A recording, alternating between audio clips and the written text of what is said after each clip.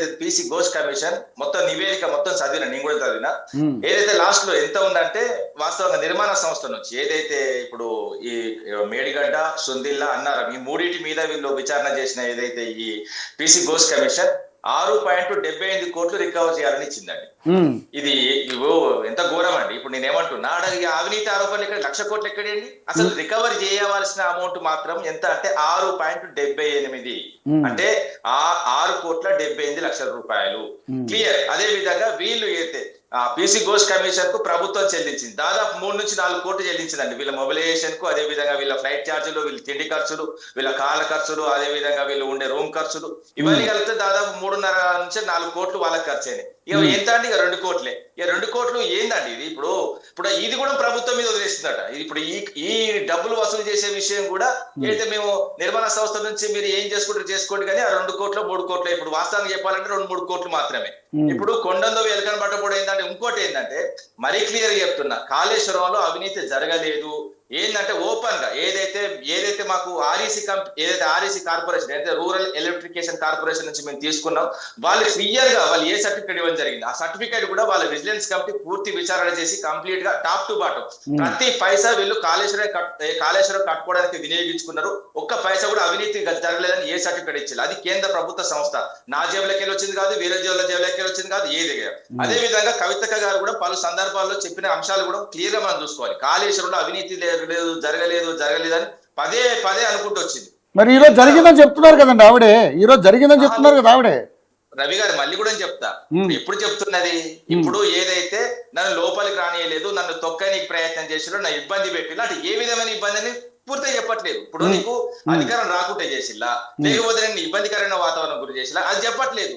నన్ను మొత్తం రాజకీయంగా మొత్తం కిందికి తెచ్చిళ్ళు కింద, నీకు ఆల్రెడీ ఎంపీ చేస్తే మళ్ళీ నీకు ఎంపీ ఓడిపోతే మళ్ళీ ఎమ్మెల్సీ చేస్తే ఇంకా నీకేమే అన్యాయం చేసింది పార్టీ ఇంకో బంగారం లాంటి పార్టీని, తెలంగాణ సాధించిన పార్టీని, ఎంతో మంది విద్యార్థి నాయకులను ఎంపీలను చేసిన పార్టీని, అదే విధంగా నాలాంటి వాళ్ళకు ఎంతో గుర్తింపు ఇచ్చిన పార్టీ ఉంటేంది పోతేంది అంటవా? అది ఎంత పెద్ద మాట అండి, చాలా తప్పు మాట అది. ఎందుకంటే దిలీప్ కుమార్ గారు కూడా మా పార్టీలో పనిచేసిండు, సుదీర్ఘంగా పనిచేసిండు. ఆయన వెళ్ళేటప్పుడు గౌరవంగా వేయండి, ఒక్క మాట లేదు.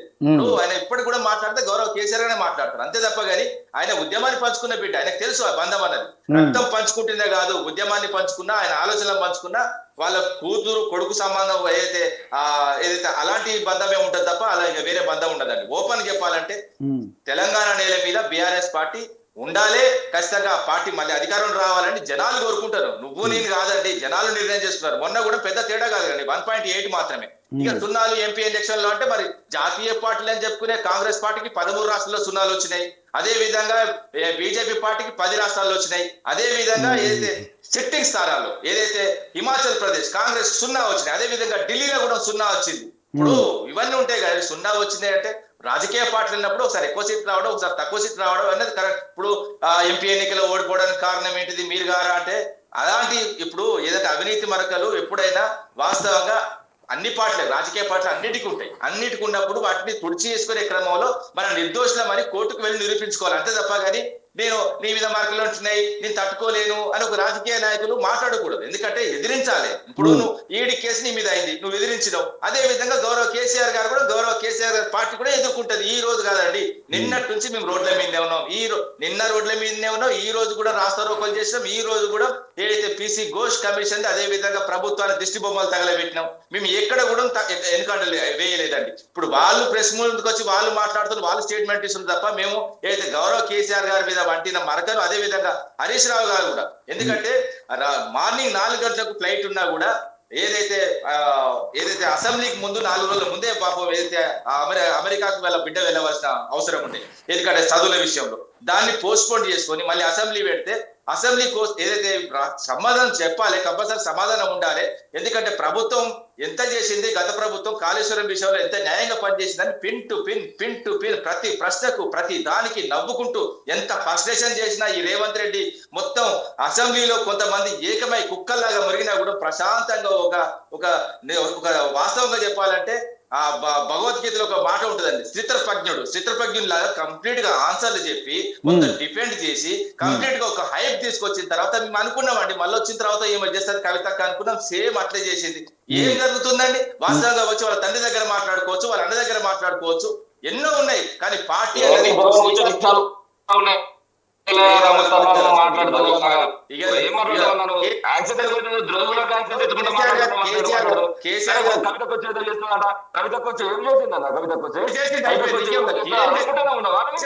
చేసిన దానికి శిక్షపడ్డది. ఈ రోజు చేసిన దానికి శిక్షపడ్డది. పార్టీ డ్యామేజ్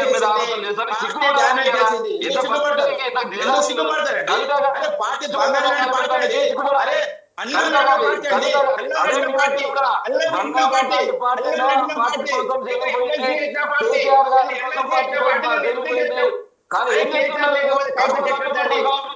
కాదు కాదు కాదు కాదు రామూర్తి గారు ఒక్క నిమిషం ఆగండి. రామూర్తి గారు శ్రీకాంత్ గౌడ్ గారు శ్రీకాంత్ గారు ప్లీజ్. రామూర్తి గారు ఒక్క నిమిషం అన్నం పెట్టిన పార్టీ, వాస్తవంగా ఆయన ఆమెను ఎంపీ చేసిన పార్టీ, ఎమ్మెల్సీ చేసిన పార్టీ, ఒక తండ్రి. ఇప్పుడు తండ్రి నిర్ణయం తీసుకునే పరిస్థితి వచ్చిందంటే ఏ పాత్ర డ్యామేజ్ అయితే తీసుకుంటారో రైట్ దాని మీద శ్రీకాంత్ గౌడ్ గారు చెప్తారు. అలా కాదు, ఎందుకు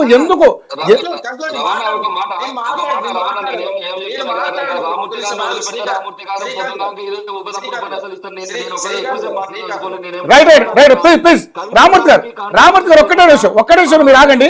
నేను శ్రీకాంత్ గారిని అడిగిన తర్వాత మీరు శ్రీకాంత్ గారు 19 సంవత్సరాలు కవిత గారి కాంట్రిబ్యూషన్ ఏమి లేకుండా కవిత గారికి ఇచ్చిన 2006 సంవత్సరం నుంచి 2014 సంవత్సరం వరకు 1,00,000 కిలోమీటర్ల పాదయాత్ర చేసి తెలంగాణ ప్రాంతంలో ఉండబడేటువంటి పేద బిడ్డలు వాళ్ళ సంబంధించినటువంటి సమస్యలన్నీ కూడా అగ్నింపులు చేసుకున్న తర్వాత 2014 సంవత్సరంలో కేటీఆర్ గారి లెక్క డైరెక్ట్ పార్టీ సభ్యులతో రామూర్తి ఒక్క నిమిషం రామూర్తేనా ఆయన మాట్లాడినవ్వండి ప్లీజ్. మంచి మద్దతు వచ్చింది, సాంస్కృతిక ఉద్యమాన్ని తీసుకొచ్చింది ఏమే అని చెప్పేసి కేసీఆర్ గారు భావించి పిలిచి ఇచ్చింది. కవిత గారు పదవి అడగలే. మొన్న ఎమ్మెల్సీ కూడా ఓడిపోయిన తర్వాత కవిత గారు పదవి అడగలే. ఏమీ